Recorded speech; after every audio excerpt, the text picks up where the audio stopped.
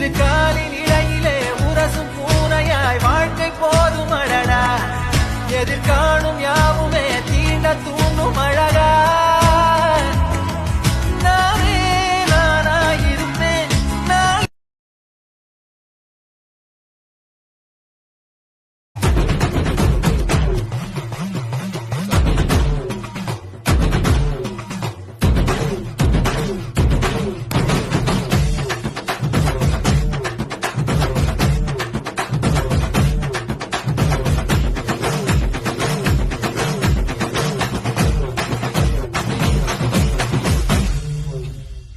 சூறாவளிடா